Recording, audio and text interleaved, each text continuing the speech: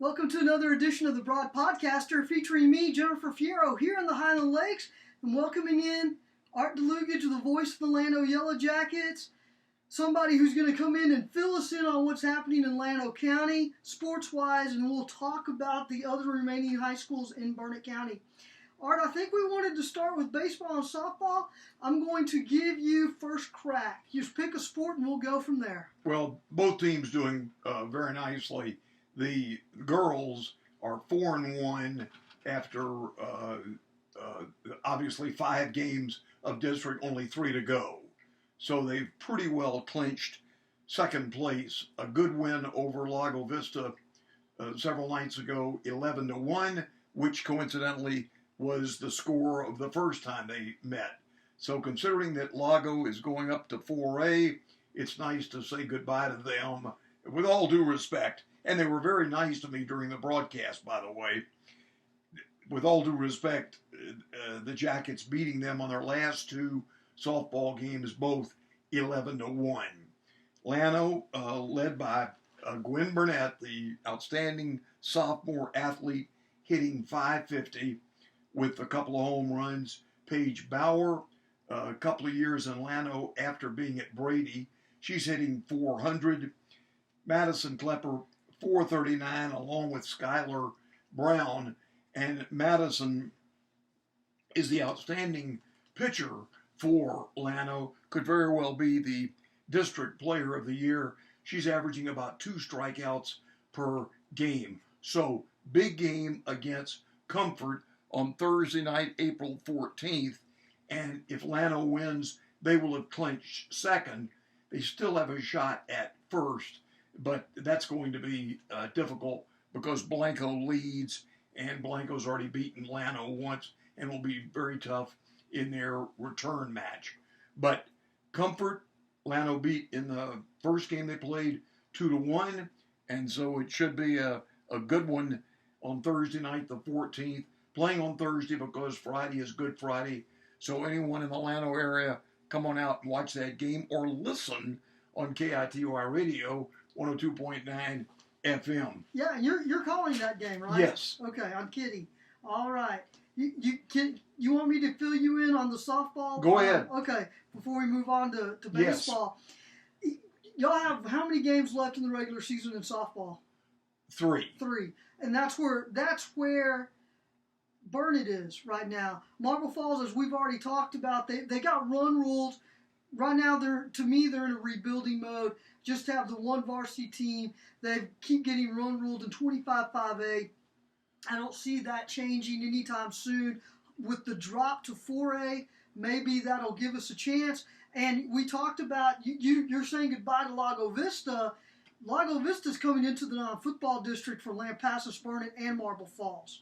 So that will be an interesting test for them. It sounds like they're going to go from being one of the biggest 3As in Central Texas to being one of the smaller 4As now in Central Texas. It'll be interesting to see. I think they'll do well. It may take them a year or two, but they'll do fine in 4A. Okay. All right. And you heard it here first, folks. The Lady Dogs right now, they have 3 games left. Salado, and this is Tuesday night. They're at Salado tonight. They're at home, and I don't remember if they're playing Taylor at home on Thursday night at 6:30 or if they're playing Lake Belton. But one of those 2 teams will be at home on Thursday night at Bulldog Diamonds, and then they finish the season on the road next week. And maybe they play Taylor at home, and they're on Thursday at 6:30, and then at Lake Belton on Tuesday to finish the regular season. The reason that is so significant, Burnett, Salado, Lake Belton, and Taylor right now are the top 4 teams in that district. They are basically playing for seeds as we speak right now. So if Burnett right now is sitting in 3rd place, but it sounds like if they can beat Salado tonight, that solidifies that and gives them a shot at 2nd if they can win out. Here's the deal, though. Taylor features a senior pitcher who is already committed and or signed to Loyola Marymount, one of your old stomping grounds, right, in California. Southern California. So she's probably the best pitcher in the district. And Lake Belton, which is moving to 5A next year because they already have the 5A enrollment numbers. They are just a solid team all the way around. They were in the regional final last year in 2020. And they've only been playing varsity sports several years. Sure.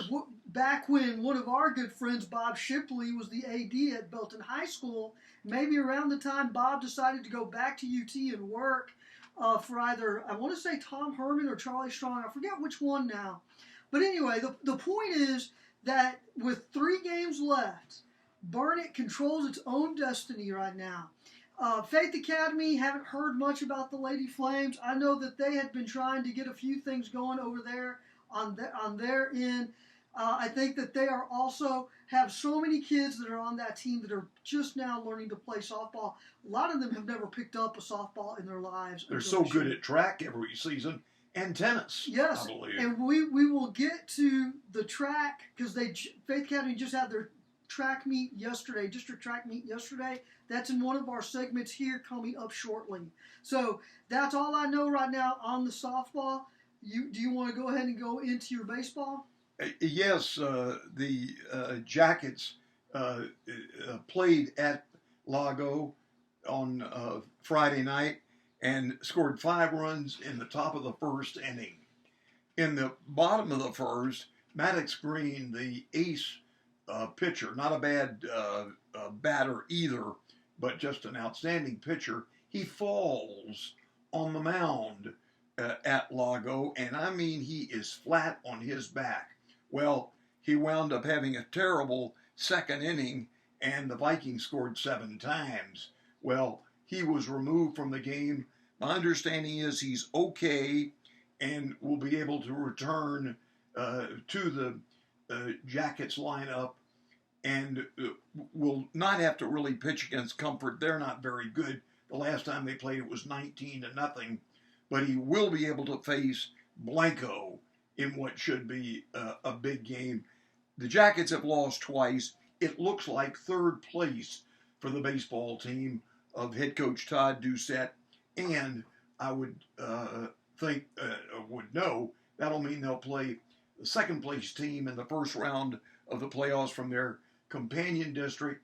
And it'll be interesting to see how well they do because Maddox, lefty, is just great to watch on the mound, and the son of athletic director and head football coach Matt Green, and of course Maddox was player of the year in district in football as a quarterback. Okay, so here's the $1 million question, and this is where I give Coach Todd Doucette a lot of credit. Coach Doucette understands his roster and he understands his pitching staff. I have known years where he will agree to a best of 3 game series, and I know when there are years that he wants to do a 1 game winner take all. What is your bet? What will he do? 1 game winner take all. Now, I say that, I'm glad I remembered this.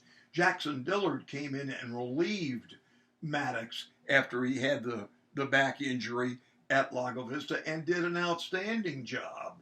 So it's possible he will go for 2 out of 3 with Jackson pitching game 2. Now, who would pitch game 3? I'm not sure if there is a game 3, but give Dillard all the credit in the world, and he's also a very fine shortstop. Yeah, and that's. But again, I'm sorry. You have another point? 9-8 was the final of that game with Lago winning it. Okay, and this is where I give Coach Doucette a lot of credit. You and I both know that there are some coaches. I don't know how to say this politely. I have covered teams in past years that there's obviously a clear-cut starting pitcher, and then there's everybody else who just gets on the mound and throws, right? And they will not do they will not do a coin flip to do a 1 game winner take all.